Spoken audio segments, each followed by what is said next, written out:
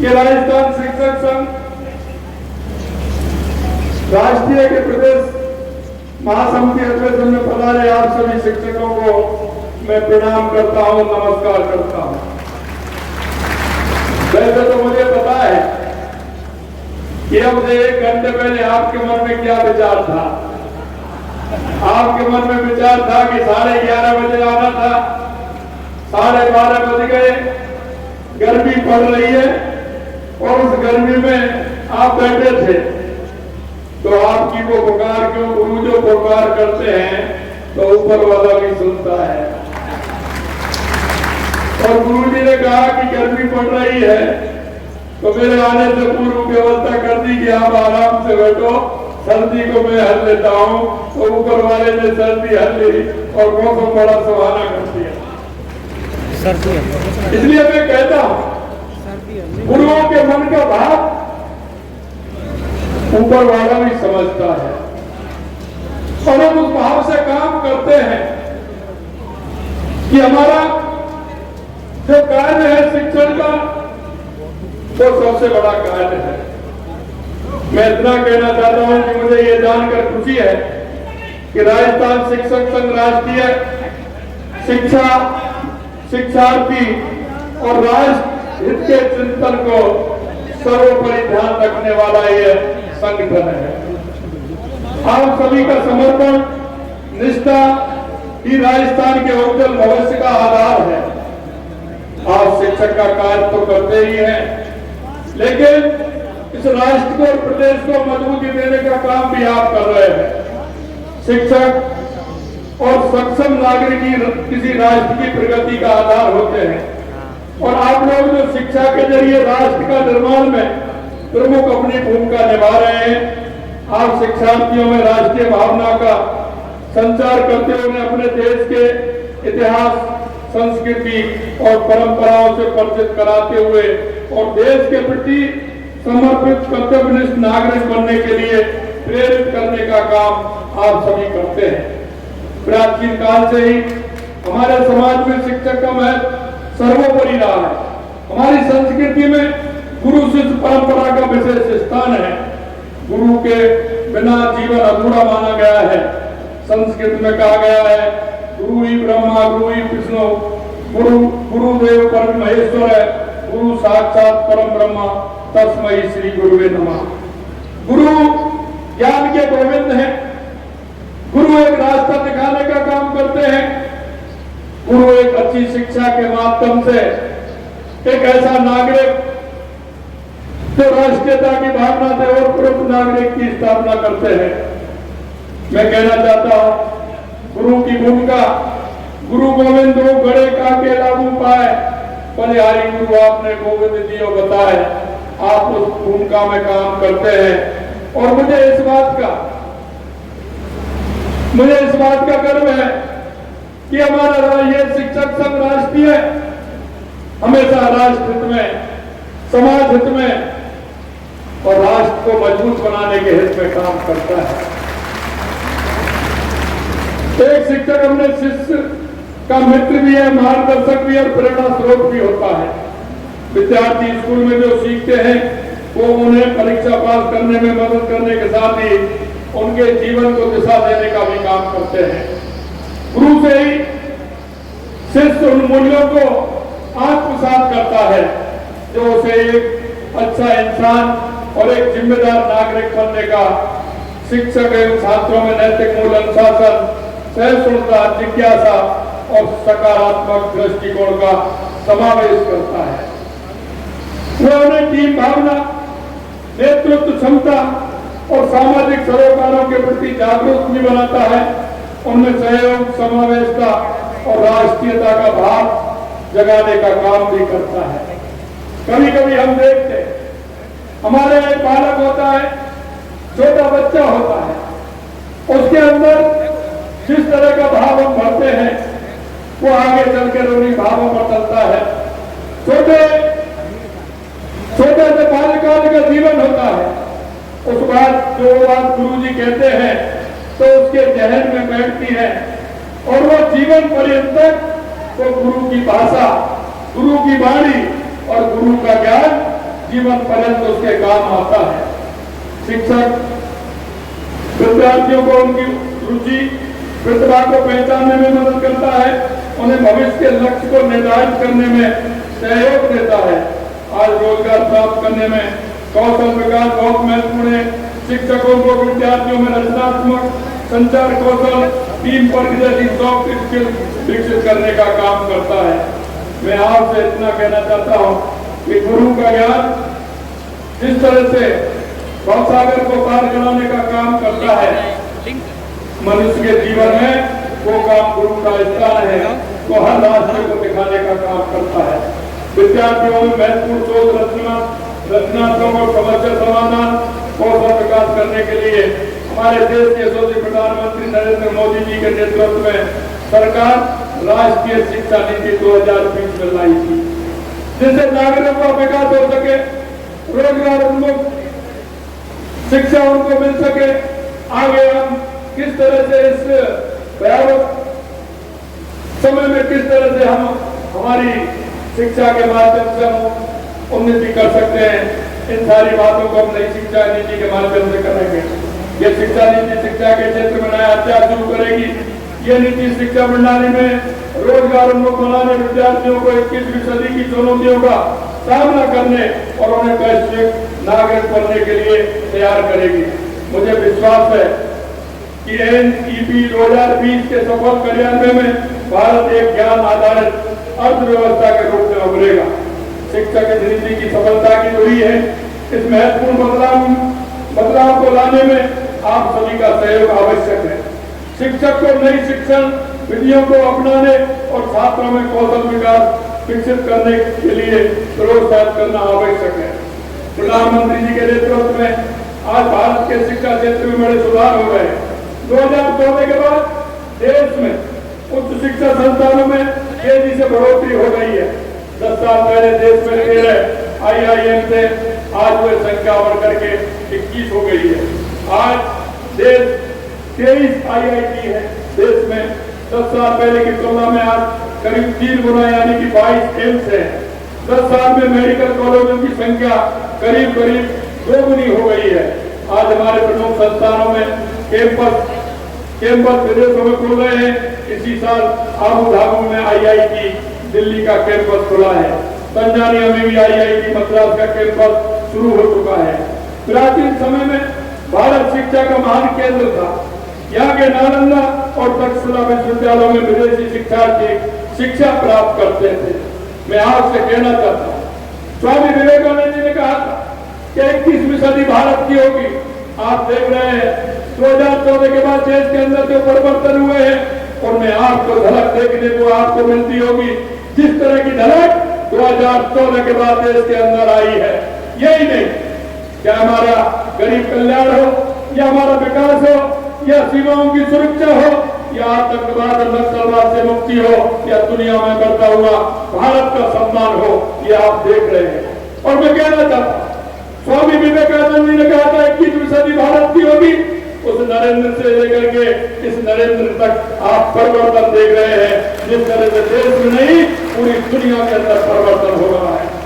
मैं आपसे यही कहना चाहता हूँ, आज नालंदा में 20 से ज्यादा देशों के विद्यार्थी पढ़ रहे हैं। प्रधानमंत्री जी के प्रयासों से आज भारत फिर से विश्व गुरु बनने के लिए आगे अग्रसर हो रहा है। राजस्थान सरकार शिक्षा के क्षेत्र में निरंतर सुधार करने के लिए प्रतिबद्ध है।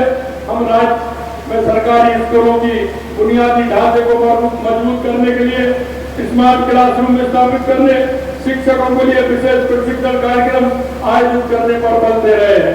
हमने प्रदेश के अंतरिम बजट में सभी वर्गों का तथा शिक्षा की पहुंच को सुलभ करने की दृष्टि से अल्प आयु वर्ग, लघु सीमांत बटाईदार किसानों और खेतिहर श्रमिकों के परिवार के छात्र और छात्राओं को KG से PG तक की निःशुल्क शिक्षा प्रदान करने का काम हमने छात्राओं के लिए किया है।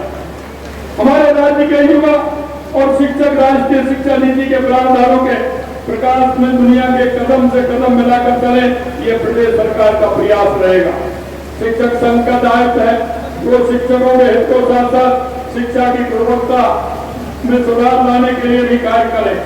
आज के इस डिजिटल युग में शिक्षा का स्वरूप तेजी से बदल रहा है। शिक्षकों के रूप में हमारा दायित्व है कि हम समय के साथ तालमेल बिठाते हुए न केवल स्वयं को अपडेट रखें बल्कि शिक्षा प्रणाली में भी सार्थक बदलाव लाने का प्रयास करें। आज की तकनीकी विकास के साथ साथ शिक्षण विधियों में भी बदलाव लाने की जरूरत है। शिक्षकों को नई तकनीकी डिजिटल शिक्षा पद्धतियों को अपनाना आवश्यक है।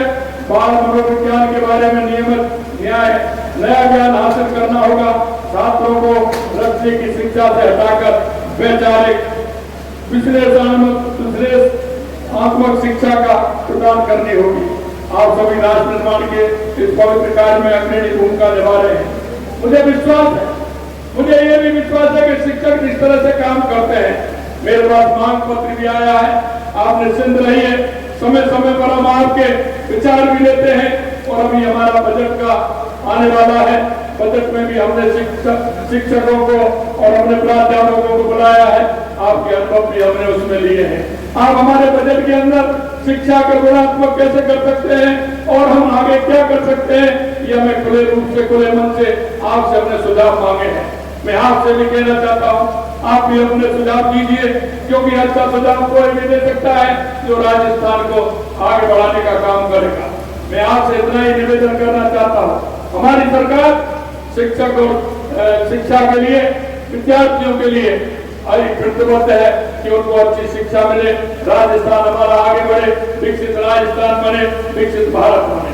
मैं आपसे अंत में इतना ही कहना चाहता हूँ कि आपके विचार जो आपने मेरे को कुछ शिक्षक समूह के माध्यम से कुछ मेरे को बताया है, निश्चित रहिए हम आप सब मिलकर के राजस्थान को आगे बढ़ाने का काम करेंगे।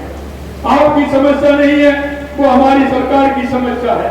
निश्चित रूप से हमारी सरकार आपकी समस्याओं को अपनी समस्या मानते हुए उनको निराकरण के लिए आपको विश्वास दिलाती है। मैं आपसे इतना ही निवेदन करना चाहता हूँ कि हम एक इस प्रदेश के नागरिक हैं, नागरिक के साथ साथ हम शिक्षक हैं, तो हमारी जिम्मेदारी और भी बढ़ती है। हम राष्ट्र को आगे बढ़ाने में, शिक्षा के क्षेत्र को आगे बढ़ाने में हमारी भूमिका रहे, हमारी सकारात्मक भूमिका रहेगी तो निश्चित रूप से हमारा प्रदेश आगे बढ़ेगा।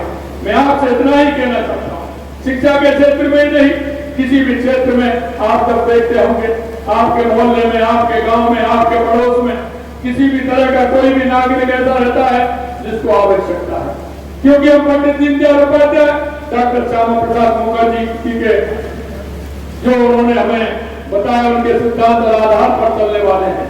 आपने देखा होगा पंडित दीनदयाल उपाध्याय जी ने कहा था कि अंतिम पंक्ति में बैठा हुआ व्यक्ति जिसको आवश्यकता है उसको किस तरह से आगे ला सकते हैं, वो कैसे समाज के साथ आगे की लाइन में आ सकता है।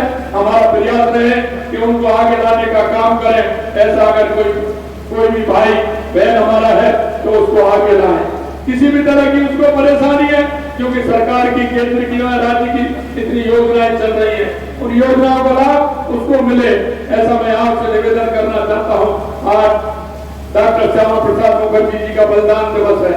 उन्होंने इस देश के लिए, एक देश की एकता और अखंडता के लिए उन्होंने कहा था, क्योंकि जब देश आजाद हुआ था, जिन मूल्यों को लेकर के हुआ था, जिस आधार पर हुआ था, क्योंकि जब देश आजाद हो गया, पहली अंतरिम सरकार बनी थी, डॉक्टर श्यामा प्रसाद मुखर्जी जी भी उसमें उद्योग मंत्री थे, लेकिन उस उद्योग मंत्री रहते हुए उन्होंने अपने पद से इस्तीफा दिया, क्योंकि उनको लगा जिन हमारे महापुरुषों ने, जिन हमारे आजादी के दीवानों ने जिस लड़ाई को लड़ा था और उस देश के लिए लड़ा था, देश को दिशा देने के लिए लड़ा था, और उनको लगा कि देश उस दिशा में नहीं चल रहा है या तुष्टिकरण के आधार पर चल रहे हैं। और तो भारत 370 कश्मीर के अंदर लगाई गई थी तो उन्होंने सबसे पहले विरोध किया। मैं कहना चाहता हूँ, वो बंगाल के रहने वाले थे, बंगाल से लेकर के कश्मीर तक उन्होंने अपना दृढ़ निश्चित किया कि देश की एकता और अखंडता को किसी प्रकार की परेशानी नहीं हो, और उन्होंने ये कहा कि एक देश में दो विधान, दो प्रधान, दो निशान नहीं चलेंगे, नहीं चलेंगे। और उन्होंने वो उठाते हुए कश्मीर के अंदर कूच किया, कश्मीर उनको गिरफ्तार कर लिया, रहस्यमय ढंग से उनका बलिदान हो गया। आज हम उनका बलिदान दिवस मना रहे हैं। मित्रों मैं कहना चाहता हूँ, डॉक्टर श्यामा प्रसाद मुखर्जी जी का सपना देश के यशस्वी प्रधानमंत्री नरेंद्र मोदी जी ने पूरा किया, देश के गृह मंत्री जी ने पूरा किया। उस धारा 370 को 5 मिनट के अंदर हटा करके देश को धारा 370 से मुक्ति दिलाने का काम किया।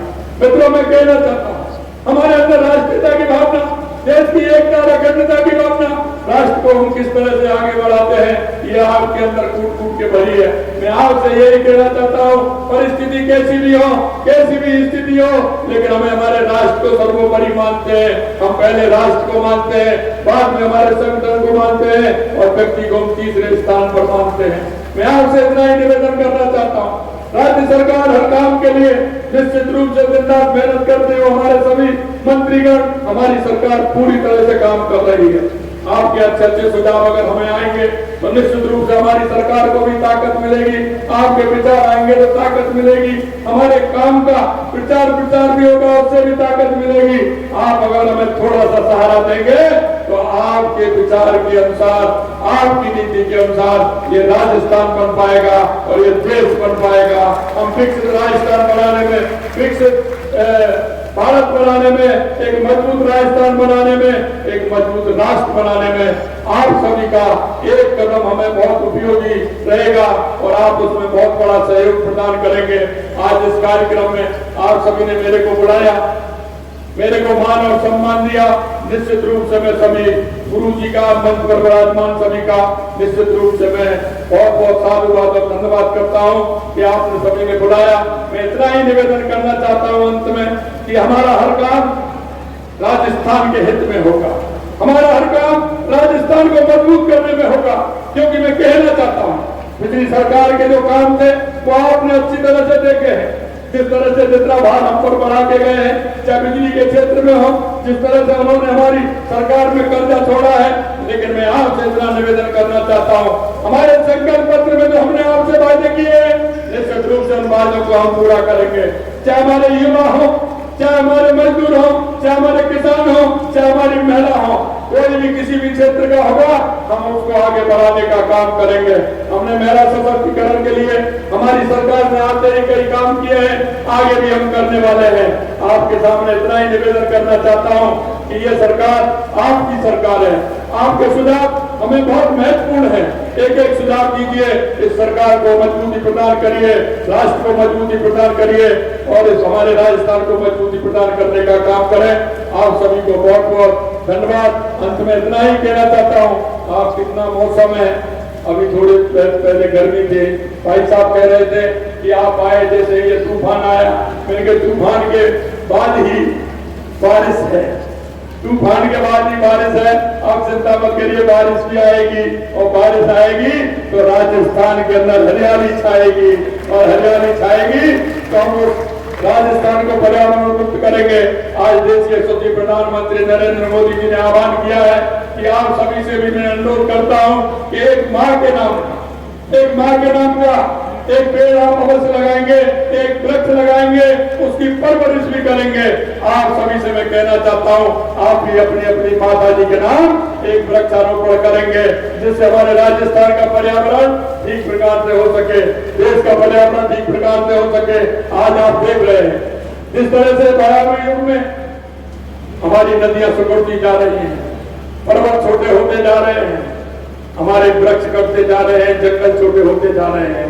निश्चित रूप से आगे के जीवन के लिए, आने वाली पीढ़ी के जीवन के लिए हम सबको पर्यावरण का ध्यान रखते हुए हम सबको एक पेड़ लगाना है। वैसे तो 5 पेड़ का आह्वान करना चाहता हूं मैं तो, लेकिन एक माँ के नाम से पेड़ जरूर आप वृक्ष लगाओगे, ऐसा मैं आपसे निवेदन करना चाहता हूँ। पुनः आप सभी को मैं बहुत बहुत दिल की गहराइयों से धन्यवाद और साधुवाद देना चाहता हूँ। आप सभी को बहुत बहुत धन्यवाद, बहुत बहुत धन्यवाद। जय हिंद, जय भारत, जय राजस्थान।